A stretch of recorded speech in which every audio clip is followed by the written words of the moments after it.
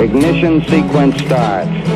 6, 5, 4, 3, 2, 1, 0. Liftoff. We have a liftoff.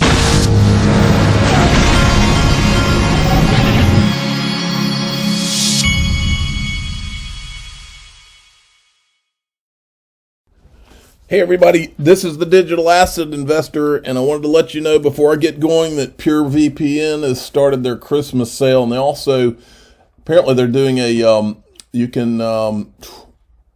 PureVPN has started their Christmas sale, and you can, looks like they've got it where you can gift 24 free monthly accounts to your loved ones. So, that's 82% off. This will be at the top of the description of this video. Here we go. Dark Defender put this out today. Hi there all. XRP is consolidating between 85 cents and 65 cents. We called this pattern W last year and hit our targets. Now we see a similar pattern targeting $2.64. I expect with or without the output of trusty (SEC) lawsuit. The pattern will realize itself. Thank you. All right, and then we had this from ProCoin News. And by the way, American crypto innovation has been under siege in SEC versus Ripple now for 325 days, 10 hours, 4 minutes, 59 seconds, 1 second now. Okay, this article right here was interesting. Bloomberg US, this is from ProCoinNews.com. U.S. to embrace cryptocurrencies in 2022. Now this, if you go and look at the report, it is a slobbering ode to Bitcoin and Ethereum, which is just nauseating, especially with everything that we know about went on behind the scenes to make these chosen behind closed doors digital assets. So anyway, a new report by Bloomberg Intelligence projects the United States might embrace cryptocurrencies by 2022, inspired by recent happenings in the sector. Well, I believe that if they embrace it, a lot of it's going to be inspired by what we've dug up on the shady dealings over the last few years. And so I hope that 2022 is positive. Now, John Deaton had an interesting tweet that I saw the other day. Deposition testimony of Bill Hinman. Question: did you direct Ms. Starr to contact Mr. Lubin to set up a meeting with the Division of Corporate Finance? Answer: I don't remember doing that. It's possible, but I don't have a specific recollection of asking her to do this. Anytime I hear "I don't recall," folks, that's red flag city, because I don't recall is what lawyers say when they don't want to answer a question. If you don't recall, who's to say you recall or don't recall, right? Anyway, and then he's retweeting this. Please listen. He literally says that when he looks at Ether, he doesn't see a third-party promoter, and he's talking about that one of the videos of William Hinman on CNBC. He actually said that. Now, this is another interesting tweet. This one was from Ripple, and remember Stephen Narioff, he was the guy who worked on, well, he tells you right here. The SEC came up with the decentralization narrative. I came up with the concept of utility as a primary factor and hence called it a utility token. In my opinion, they can't get around the product narrative. They ignored it and focused on decentralization vaguely as a Howie prong. And so I was letting Charles Gasparino know, because of his reporting in the last few days, I think Stephen Narioff could help Charles Gasparino clear a lot of this up about all of the vagaries that are going on here. Now, wanted to make sure everybody is aware. This is a big deal right here. This guy, Patrick Bet David, confirmed live podcast scheduled for this Wednesday with John Deaton. John Deaton is going to be on his show. Here's why it's a big deal. This guy has a media empire, it looks like, 3.21 million subscribers. Looks like he does a lot of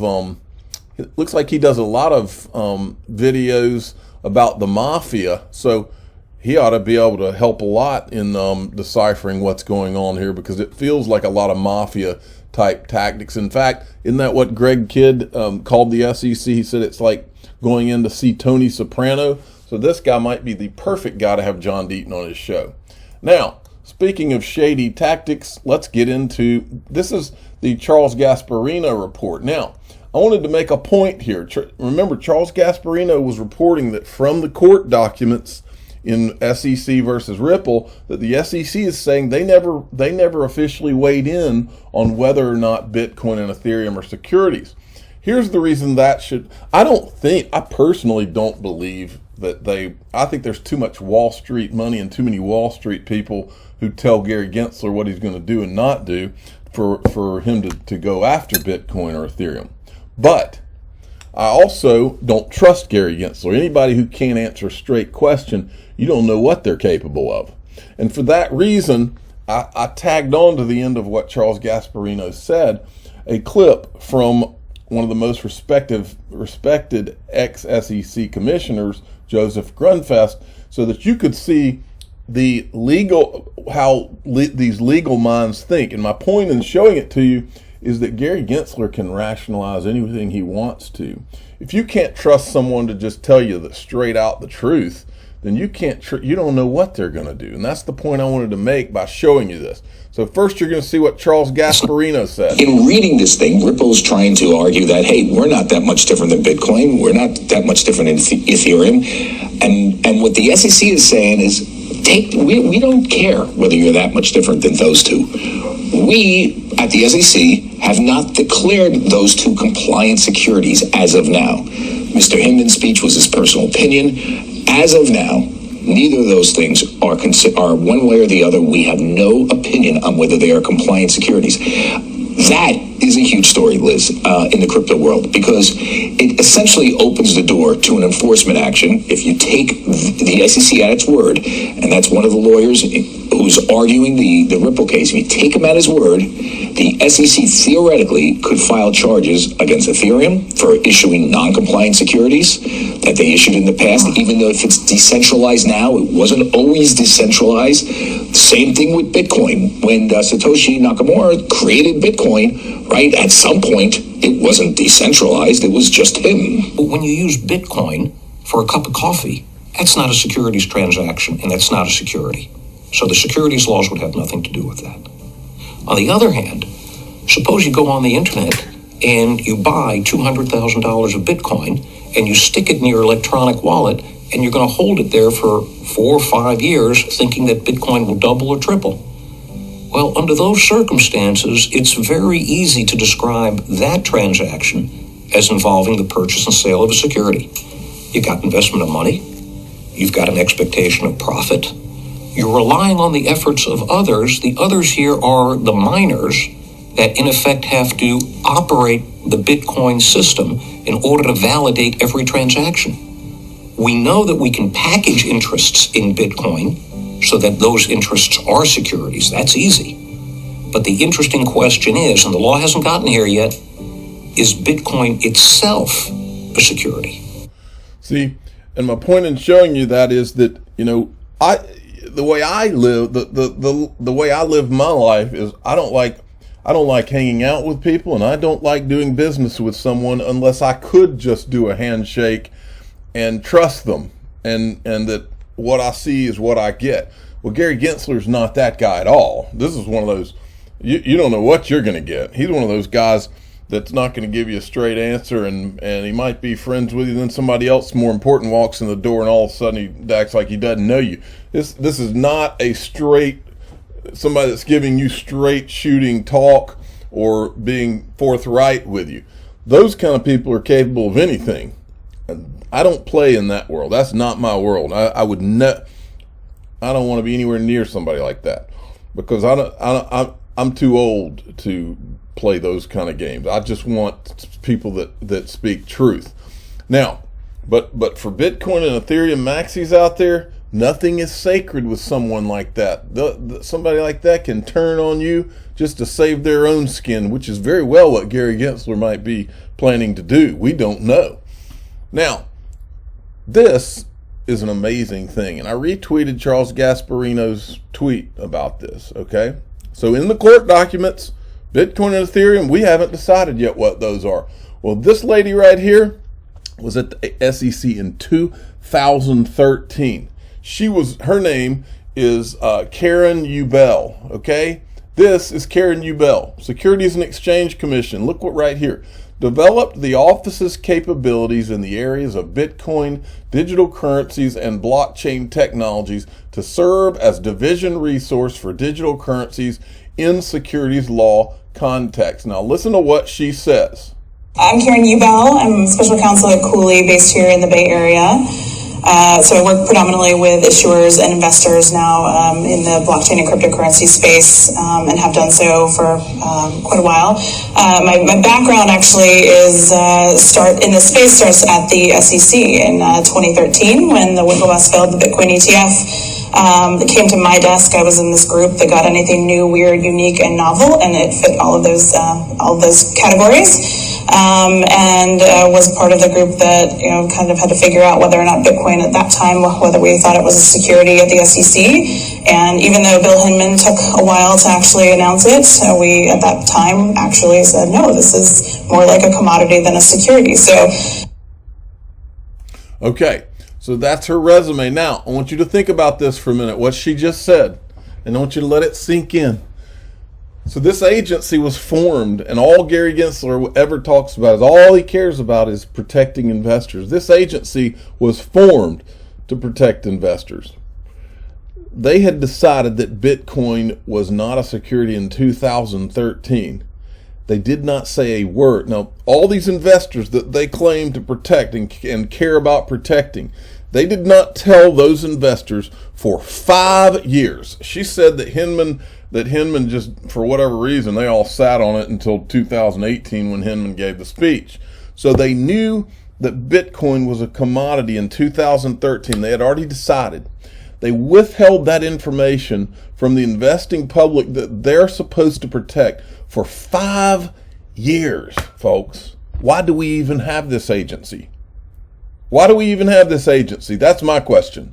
What good is an agency that sits on information that could influence someone's buying or not buying decision in Bitcoin, and for 5 years they sit on that information? What good is this agency to the investing public if that's their mission and they're willing to sit on information that where they've decided? 5 years, folks. And Gary Gensler, what he's doing right now, speaking out of both sides of his mouth, and that's the final clip I'll show you. So this is Gary Gensler's SEC. He owns it now. They're in court. His attorneys that work for him are saying in court that the SEC has not decided whether Bitcoin or Ethereum are securities yet. So now I'll play you this clip. This thing, Ripple's trying to argue that, hey, we're not that much different than Bitcoin. We're not that much different in Ethereum. And what the SEC is saying is, we don't care whether you're that much different than those two. We, at the SEC, have not declared those two compliant securities as of now.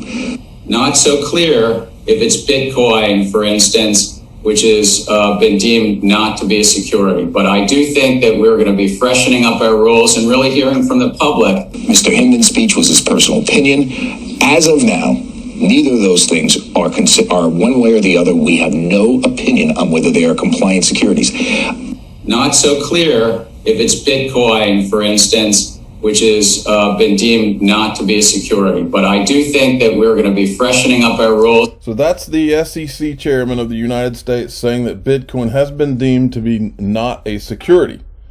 But in the court documents that they filed in the Ripple case, their lawyer is saying that they haven't determined it yet. So which is it? You can't have it both ways. And if you're the SEC and you're Gary Gensler, who all he cares about, this guy can't even sleep at night. He cares so much about investor protection. If I'm he's the guy. If I'm Gary Gensler and I'm in charge and I really care about investor protection, I have to come out today, not tomorrow, not yesterday, today, and tell the investing public that I can't even sleep. I care about so much. Whether Bitcoin is a security or not, and whether Ethereum is a security or not, because there are people right now that are making investment decisions based on this. We need to know. If I knew, it could totally change But you can't say one thing in court and say another thing to the investing public, because you are active for every second that he doesn't come out and tell the investing public whether Bitcoin and Ethereum are securities. Not only is he not protecting them, he's harming them, because he's not giving them the information they need to know whether or not they can invest in a safe manner. And that's the whole freaking point that he's there. I'm the digital asset investor. I'm not an investment advisor. This is for entertainment purposes only. Please subscribe, hit the like button, and tell your friends and family. Let's put Brian Brooks in. My 9-year-old could be more clear about securities laws than Gary Gensler is. This is a joke. It is it's not a national joke. It's an international joke. This is pitiful. It's pathetic. It's a U.S. embarrassment on the international stage. Thank